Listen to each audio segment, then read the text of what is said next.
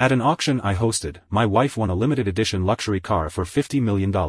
She handed over the car keys to her male partner on the spot, drawing cheers from the crowd. Everyone exclaimed that love was blatant favoritism. Everyone's attention was focused on the well-matched couple. No one noticed the real husband of the heroine gritting his teeth and swallowing all his emotions on the auction block. I thought this marriage had come to an end. Chapter 1. The moment the hammer dropped, my wife, Rachel Johnson, walked up to me and took the keys, giving me a scornful look before turning toward Oliver Kensington. To the amazement of the crowd, she handed Oliver the keys to her $50 million limousine. At that instant, cheers and applause resounded throughout the hall. The flash focused on the two while my stomach suddenly twisted, and I almost vomited blood. I clenched my teeth and tried desperately to swallow all my emotions. My coworker, who was beside me, was the first to notice and took me to the hospital. I had a stomach relapse because I was so emotional. But my wife, Rachel, never showed up. She was embracing Oliver for an interview with a reporter. That reporter asked, "Ms. Johnson, may I ask if this man is your husband?" The business world knew that Rachel had a husband she had been married to for 5 years but never showed, and that she had a beloved childhood friend. So the reporter was eager to confirm the identity of the man next to Rachel. "He's the love of my life," smiled Rachel softly while Oliver, at her side, puffed out his chest. Her vague answer made the reporter keenly aware of something, so that reporter just nodded. I watched the video as I lay in the hospital bed, a sharp pain in my heart. I had been married to Rachel for 5 years, and our marriage was a casualty of 2 large business families. But I was in love with Rachel. However, Rachel had never acknowledged me in public. She said, "I don't want to upset Oliver, and I hope you understand." So, all this time, I had been performing the role of a reasonable husband, quietly doing the job I loved. The young nurse came in muttering, her tone disgruntled, "Where's your wife? Why hasn't she shown up by now? If she doesn't show up later, this checklist. I'll just sign it myself," I interrupted the young nurse. She choked on her words and looked a little distressed for me. She wanted to say something else but eventually just sighed. I walked out of the hospital alone after signing and paying the bill. The blinding sunlight made me squint. In a blur, I saw Rachel. She was holding Oliver on her arm as she got into the limousine she had just won. Oliver's car shone even brighter in the sunlight. Inside the large villa, I was the only one most of the time. But Rachel was surprisingly back today, carefully holding Oliver up. "Benjamin, sorry to bother you. I broke my foot." Rachel said she didn't feel comfortable leaving me alone, said Oliver, holding his ankle out. There was a faint redness on it that I couldn't even tell if I didn't look at it deliberately. "Okay." I nodded and got up, ready to go upstairs, only to be stopped by Rachel. She said, "You're sleeping in the guest bedroom today. Oliver has a broken foot, and the bed in the main bedroom is better for him." I was stunned. The bed in the main bedroom had been given to me by my mother, Aurora Wellington. Back then, Rachel had offended the gangsters for Oliver. A car with no license plate sped toward her. I subconsciously rushed forward to push her out of the way. Pain spread throughout my body. But I saw her get up in a hurry and ask Oliver, who was standing by, if he was hurt, without noticing me, who had already been covered in bruises. When I woke up again, I learned that I had a shattered calf. After that, the only way I wouldn't feel pain was to sleep in a customized bed. I said,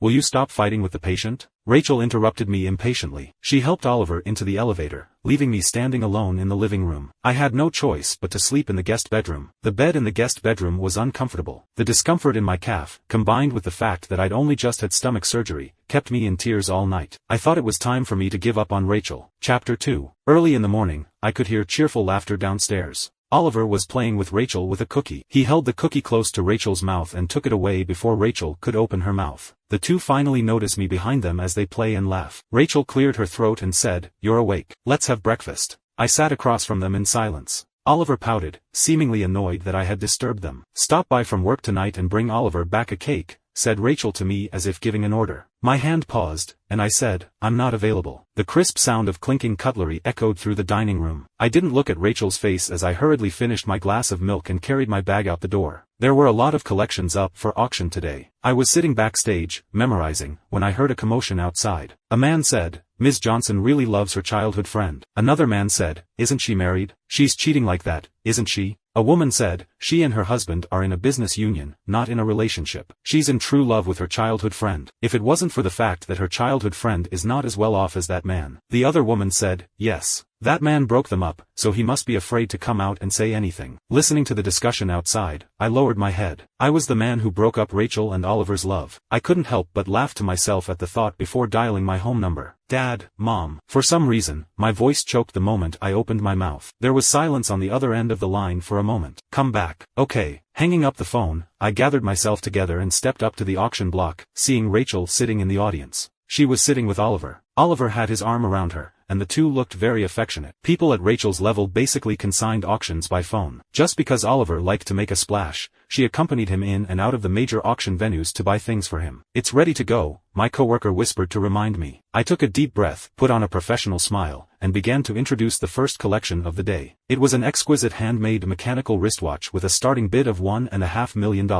I faintly heard Oliver's voice. "Rachel, I like it." The next second, Rachel raised her hand. $5 million. The audience erupted in shock. I was stunned and then started counting down. There were no more bids, so the watch was auctioned off to Rachel. She wore the watch on Oliver's hand as she had done the last time and held his hand up high like a general who had won a battle. Watching this scene, I was calm. Rachel should be receiving the divorce agreement soon. She slowly lowered Oliver's hand in front of the crowd. Once seated, she took out her cell phone, her smile slowly fading. I professionally began to introduce the next collection when I was suddenly interrupted by Rachel. "Benjamin, do you really want a divorce?" The audience was instantly silent. Gradually, they began to whisper while the smile on Oliver's face disappeared. After all, it was the first time Rachel had recognized me in public. I smiled and said gently, "Ms. Johnson, please don't interrupt my work." After that, I continued to introduce the collection. The crowd in the venue no longer wanted to listen to my introduction and looked at Rachel and me. As I introduced one item, Rachel would auction off one at 5 times the price. The audience let out a gasp of surprise. But Oliver's expression was terrible. The last collection item was a pure gold brooch, with a starting bid of $1 million.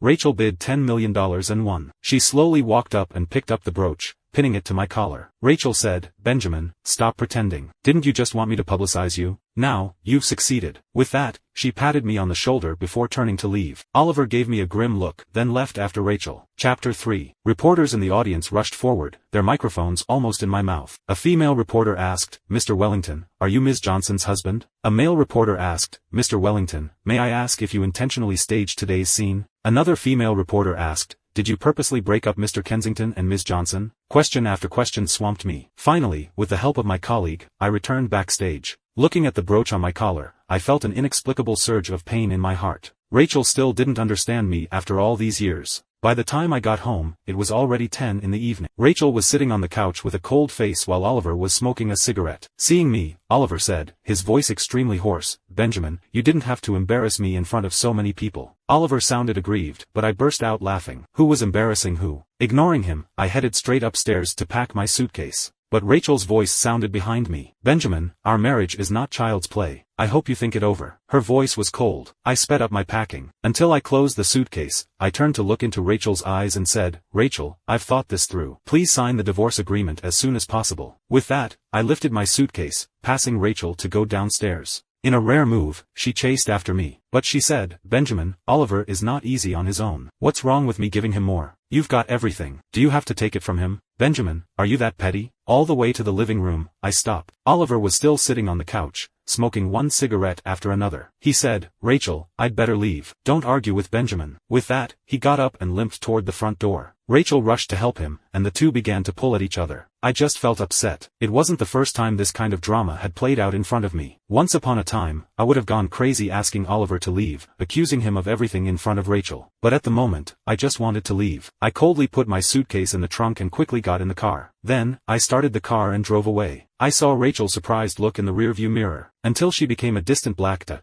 I let out a long breath as if I had let go of a heavy burden. When I got home, Aurora and my father, Kenneth Wellington, were standing in the doorway. Kenneth patted me lovingly on the shoulder. "Get some rest. I'll take care of the rest." I nodded, tears pouring down my face. Aurora hurriedly put a coat on me and went inside with me, holding my hand tightly. I had only just sat down when Rachel messaged me, "Where are you? What gives you the right to just leave?" "Benjamin, reply to my message." I didn't reply after reading it and put my phone down, taking the hot cocoa that Aurora handed me. I took a sip, feeling warm and sweet. In 5 years, I had never felt so relieved. At that moment, the doorbell rang. Rachel entered with an angry look, which only subsided a little when she saw Kenneth and Aurora. "Kenneth, Aurora, I've come to take Benjamin home." With that, she sat down on the couch. Aurora sneered, "Rachel, the Wellington family isn't necessarily joining forces with the Johnson family. We know how much my son has suffered in the 5 years since he married you. He's too good-tempered to argue with you. But I'm his mother, and I can't let you get away with this." Hearing Aurora's words, Rachel was stunned on the couch. She hadn't expected Aurora to say that. Whenever I ran away from home before, Aurora would send us away with kind words whenever Rachel came to pick me up. This time, Aurora's words went beyond what she expected. Rachel looked over at me, her mouth opening and closing, failing to utter a word. At that moment, the door was pushed open, and Oliver came running in with red eyes. He said, "Mr. Wellington, Mrs. Wellington, it's all my fault. It's my fault for making Benjamin angry. Benjamin, please forgive Rachel." With that, he nearly fell to the ground, and Rachel rushed to help him up. Watching the scene, I said, "Rachel, send Oliver away, and I'll go back with you."